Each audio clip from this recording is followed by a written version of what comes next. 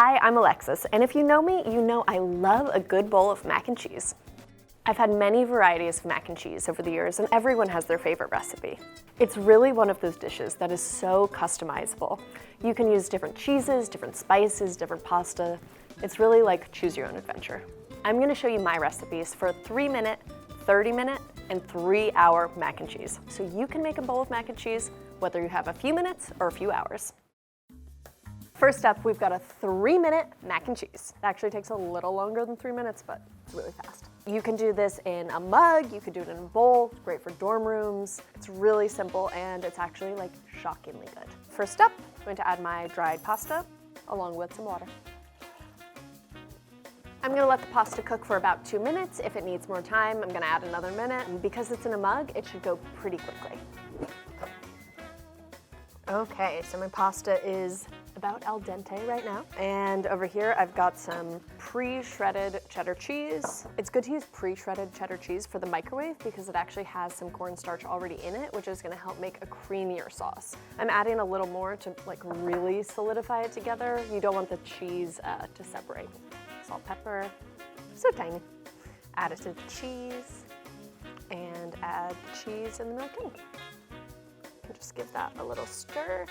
From here, I'm just gonna put it in for 30 seconds. It'll probably take 2 intervals, make sure the cheese is melting, and that's it. Okay, kind of looks like this gloopy mess, but you're gonna give it a stir and do it for 30 more seconds. You're done. There you go, mac and cheese in a mug. It's actually crazy how good this is. I really stand by the next 2 recipes, but if you're in a pinch, you can have dinner in under 10 minutes.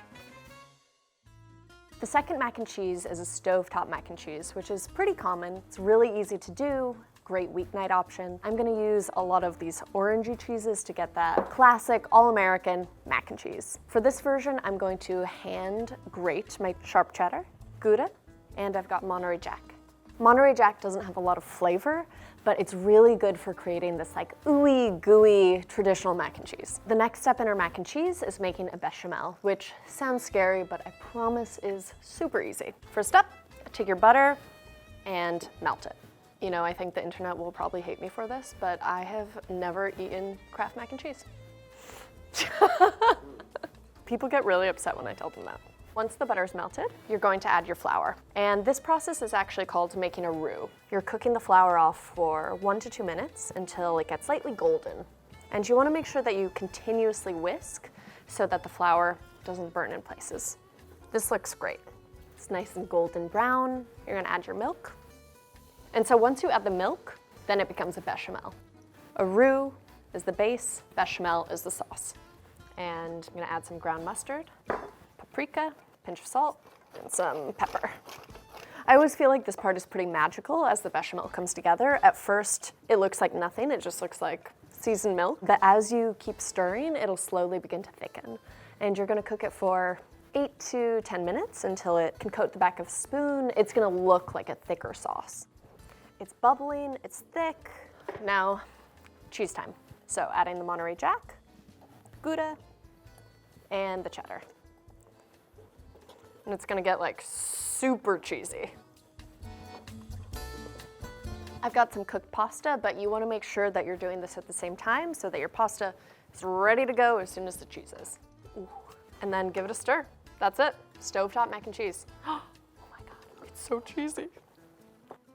I love this mac and cheese because it comes together in 30 minutes. It's so flavorful, it's so ooey gooey, melty. Like when I think of mac and cheese, this is kind of what I think of. Oh my God. It's really my ideal mac and cheese. I've got a long way to go for our next dish, but I'm gonna eat this for lunch first.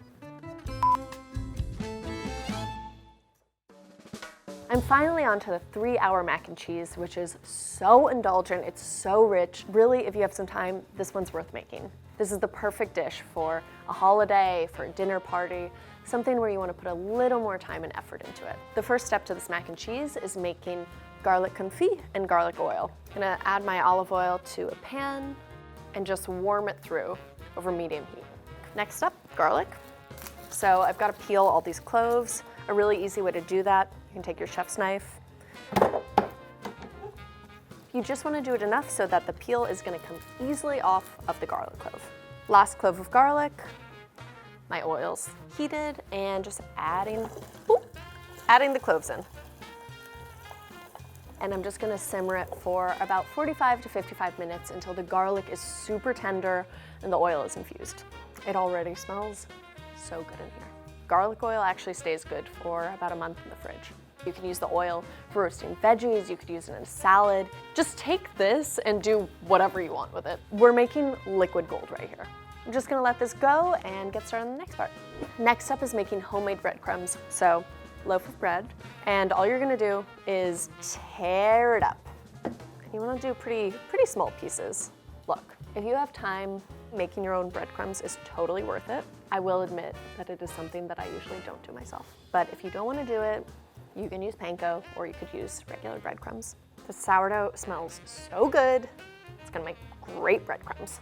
Once you've got a tray of bread, just pop it in the oven for about 20 minutes, 350. Just dry it out and get those nice crispy bits. It smells so good in this room. It's like garlic city over here. The garlic is super tender, the oil is infused, so now I'm gonna take the garlic oil off the heat and put it through a strainer. I'm gonna let it cool to room temperature while I work on my breadcrumbs. I've got my toasted breadcrumbs. They were in the oven for about 20 minutes and now they're nice and dried out, toasty, look at that. So adding them to a bowl of the food processor, big guy if you have it.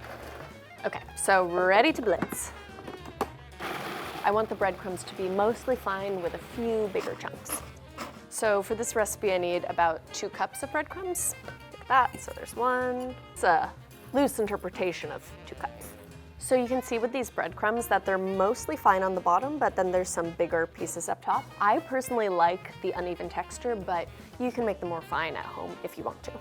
I've got some Parmesan cheese here, and then I've got that garlic oil that was infused. Parmesan garlic breadcrumbs. What is better than that? So my breadcrumbs are done. I'm gonna reserve this until we're ready to bake the mac and cheese. The last step for my 3-hour mac and cheese is making a bechamel once more. Again, add the butter. So it's the same process. As soon as the butter's melted, you can add the flour. I wanna get it to be golden brown, have a nice nutty flavor. So my roux is ready. Now it's time to add the milk and the rest of the seasoning. I'm gonna add a big pinch of salt, black pepper, some nutmeg, and a little cayenne. You might think of nutmeg as typically a sweeter spice or something used in desserts, but it's actually used in a lot of sauces. And again, we've got that cayenne to also add some heat. So my sauce is really thick and creamy now. Add the cheese. I've got white cheddar, I've got Gruyere, and I've got Fontina, which doesn't have a lot of flavor, but again, it's super melty and is gonna make this like cheese pull city. Population, oven, mac and cheese. So cheesy. I've got some pre-cooked cavatappi here, and oh my God. One more addition, I mashed up some of the garlic confit and I'm gonna add it to the pasta with the cheese. So I did about 3 cloves, which gives the flavor of garlic without being overpowering. If you're a garlic fanatic, by all means add more. So I've got my buttered baking dish here and I'm just gonna add the pasta. So just pat it in an even layer. And now I've got my garlicky Parmesan breadcrumbs and just put them in an even layer. I grew up with mac and cheese that was done in the oven. So to me, this is the most nostalgic recipe. I like my breadcrumbs to be a bit uneven, so I've got some bigger pieces, some smaller pieces. I also like some of the mac and cheese to like poke out and get a little brown. Anyway, this is ready to bake. I'm gonna bake this for about 50 minutes until it turns golden brown and we're ready to eat. I've got my beautiful baked mac and cheese. It smells so good and I think I'm gonna try it. The breadcrumbs are so crunchy. Oh my God, it's like just lightly perfumed with garlic. You hear the crunch? And there you have it, a 3-minute, 30-minute, and 3-hour mac and cheese. Whether it's Thanksgiving or dinner at the dorms, you should always have time to make a great bowl of mac and cheese. Let me know in the comments which one your favorite is. I'm gonna take this home and eat it on my couch tonight, so with that, good night.